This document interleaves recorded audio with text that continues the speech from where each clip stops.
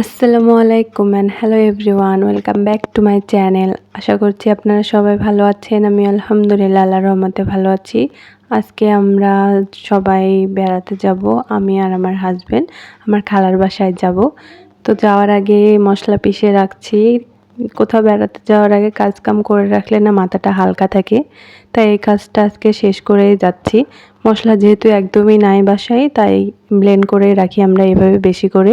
যেহেতু joint family, আমাদের অনেক মশলা ব্লেন্ড করতে করতেই না হঠাৎ কেন যেন ব্লেন্ডারটা বন্ধ হয়ে গেছিলো, তাই আপনাদের ভাইয়াকে ডেকে আনি যেন ব্লেন্ডারটা ঠিক করে দেয়। তো হাত দেওয়ার সাথে সাথে কেন যেন ঠিক হয়ে যায় ব্লেন্ডার। তারপরে আমরা রেডি হয়ে নেই ঝটপট। এখানে আমার হাজবেন্ড আর আমার মেয়ে রেডি হয়ে নিচ্ছে, আমার মেয়ে তার বান্ধবীকে সাজাই দিচ্ছে। এখন আমরা বের হয়ে যাব। এই তো অটো এসে গেছে, অটোতে এখন আমরা উঠে রওনা দিব। অটোতে উঠেই আমরা আগে আমাদের শপে যাব, ওখান থেকে কিছু জিনিসপাতি নিতে হবে। আমার একটা বোন আছে, খালাতো বোন, তো ওর জন্য কিছু বিস্কিট, চানাচুর সবাই যেহেতু পছন্দ করে, তো ওর জন্য ওই সব কিছু নিব। আর হচ্ছে মিষ্টি তো কিনতেই হবে যেহেতু মেহমানের বাসায় যাচ্ছি। তারপর আমরা কিন্তু গ্রামের দিকেই যাচ্ছি, খালার বাসাটা কিন্তু গ্রামের দিকেই। এখানে আমরা পৌঁছায় গিয়েছিলাম, কিন্তু আমরা ভ্যান পাচ্ছিলাম না। জায়গাটা এমন ছিল যে ওখানে একটা অটো বা ভ্যান কিছুই পাওয়া যাচ্ছিল না। তো ভাগ্যক্রমে একটা ভ্যান পেয়েই যাই, তো ওটাতে করে আমরা এখন উঠে যাচ্ছি খালাদের বাসার উদ্দেশ্যে। প্রায় 4-5 বছর পর আমরা খালাদের বাসায় যাচ্ছি। তো রাস্তাটা আমার ঠিক মতো মনে ছিল না, একটু একটু মনে ছিল। তো সেই আইডিয়া মোতাবেক আমরা খালাদের বাসা খুঁজে পাই। আর ওই যে দেখা যাচ্ছে আমার বোনরা এগিয়ে আসছে আমাদেরকে নেওয়ার জন্য। আচ্ছা, এখানে কিন্তু শুধু আমরা দুইজন একা আসিনি, আমার মামা, মামি, খালা, খালু, আমার আরেকটা খালাতো বোন, ওরা সবাই আসছিল, আমার বাবা মা সবাই আসছিল এখানে। খালার দাওয়াত দিচ্ছিল আমাদের সবাইকে। তো এখানে এসে আমরা প্রথমে হাঁসের মাংস, তারপর সালাদ, মাছ ভাজা, পটল ভাজা, সাথে কিন্তু ছোট মাছের চচ্চড়িও ছিল, যেটা আমি দেখাতে পারিনি ভিডিওতে। আসলে সব কিছু দেখানো সম্ভব হয়ে ওঠে না পরিস্থিতির কারণে। এমন সময় এমন পরিস্থিতির শিকার হতে হয় যে সব কিছু কিন্তু ক্যামেরায় ধরা যায় না। তো তারপরে আমরা খেয়ে দিয়ে তারপরে এখানে আমরা সবাই গল্প করছিলাম আর রাতে রান্নাবান্নার প্রস্তুতি নিচ্ছিলাম। এখানে আমার বাবা, আমার খালু, আমার মামা সবাই আছেন।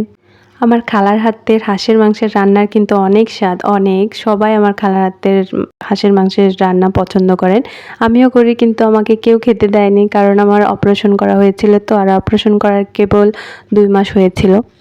সবাই বলছিলেন যে ঘা এখনও ভালো মতো ভিতরে শুকায়নি, তাই তোমার এখন খাওয়ার কোনোই দরকার নেই, খাওয়ার জন্য এখনও অনেক সময় বাকি আছে, তুমি তখন খেয়ে নিও, কিন্তু এখন খাওয়ার দরকার নেই।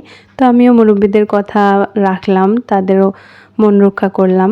তো আমার কিন্তু একটা বোন আছে, আমার খুব কাছের বোন। ওই আবার কি করছে, আমাকে 2 টুকরা মাংস দিয়ে দেয়, হাঁসের মাংস। তো ওখান থেকে আমি 1 টুকরা খাই, আর 1 টুকরা পাশে একজন ছিল তাকে আমি দিয়ে দিয়েছিলাম।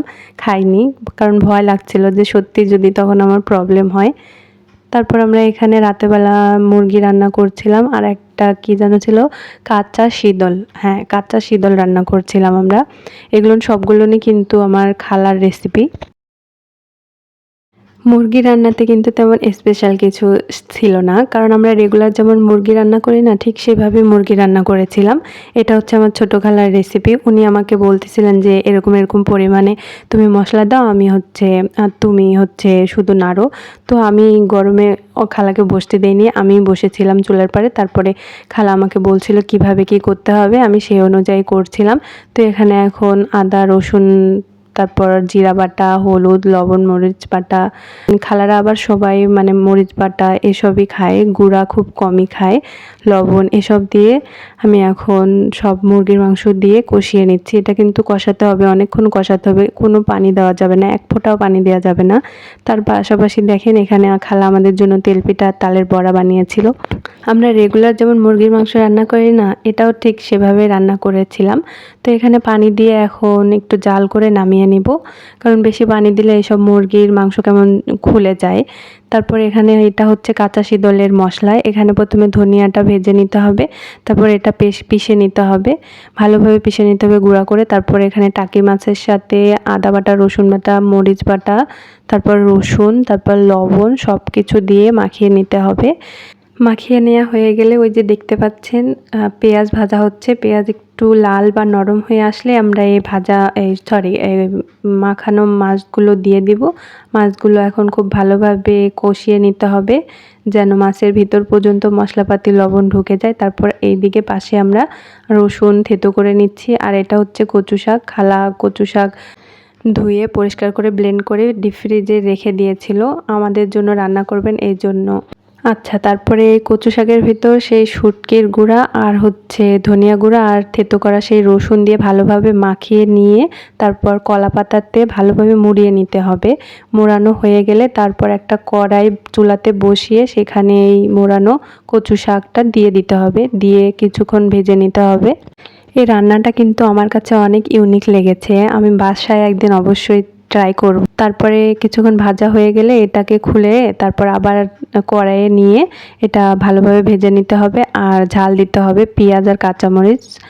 ঝাল কিন্তু পরিমাণ মতো দিতে হবে, আপনারা যেমন ঝাল খেতে পছন্দ করেন, কিন্তু একটু বেশি পরিমাণে দিলে না ভালো হয় খেতে। আর দিয়ে দিতে হবে হলুদ। হলুদ অপশনাল, দিলেও হবে না দিলেও হবে, কারণ হলুদ দিলে হলুদের কিছু বোঝাই যায় না, কারণ সব সবুজ সবুজই মনে হয়। ওটা দেওয়ার পরে খুব ভালোভাবে কষিয়ে নিতে হবে। খালা প্রায় 20-30 মিনিট কষিয়ে নিয়েছিল, তারপরে একটু পানি দিয়ে ঢাকনা দিয়ে দেয় শাকটা সিদ্ধ হওয়ার জন্য। আচ্ছা, তো এই পর্যায়ে এসে কিন্তু আপনারা এখানে লবণ দিতে পারেন, পরিমাণে অল্প লবণ দিবেন, কারণ কষানোর সময় আমরা মাছে লবণ দিয়েছিলাম, নয়তো বেশি হয়ে যাবে। তারপর এটাকে কিন্তু আবার ভালোভাবে কষিয়ে নিতে হবে।